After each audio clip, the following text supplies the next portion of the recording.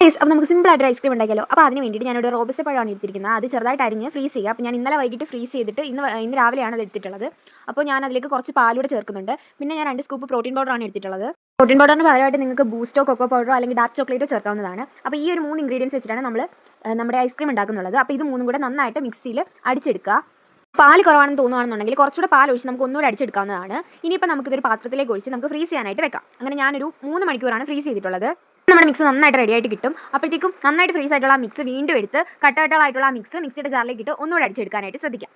ഇങ്ങനെ അടിച്ചെടുക്കുമ്പോഴത്തേക്കും നമുക്ക് നല്ല കട്ടിയായിട്ടുള്ളൊരു മിക്സ് ആയിരിക്കും കിട്ടുന്നുണ്ടായിരിക്കുക. അതിനെ വീണ്ടും നമ്മുടെ പഴയ പാത്രത്തിലോട്ട് ഇട്ട് കറക്റ്റ് ലെവലിൽ വെച്ചിട്ട് വീണ്ടും അത് അടച്ച് ഒരു 1.5 മണിക്കൂറത്തേക്ക് നമ്മൾ വീണ്ടും ഫ്രീസ് ചെയ്യുക. അപ്പോൾ ഇത്രയും ചെയ്ത് കഴിയുമ്പോഴത്തേക്കും നമ്മുടെ അടിപൊളി ഐസ്ക്രീം ഇവിടെ റെഡി ആയിട്ടുണ്ടായിരിക്കും. അപ്പോൾ അതിനുശേഷം നമ്മൾ ഫ്രീസ് ചെയ്ത ഐസ്ക്രീം പുറത്തെടുത്ത് നമുക്കൊരു ബൗളിലേക്ക് മാറ്റിയിട്ട് നമ്മുടെ ഇഷ്ടം പോലെ അതിനകത്ത് ഡ്രൈ ഫ്രൂട്ട്സോ അങ്ങനെ എന്ത് വേണമെങ്കിലും ചേർത്ത് നമുക്ക് കഴിക്കാവുന്നതാണ്. അപ്പോൾ വീഡിയോ ഇഷ്ടപ്പെട്ട് കഴിഞ്ഞാൽ ഉറപ്പായിട്ട് ലൈക്ക് ചെയ്യുക, ഷെയർ ചെയ്യുക, നോക്കിയിട്ട് നിങ്ങളുടെ അഭിപ്രായങ്ങൾ കമൻറ്റ് ചെയ്യാം. അപ്പോൾ അതുവരെയും എല്ലാവർക്കും ഓക്കെ ബൈ.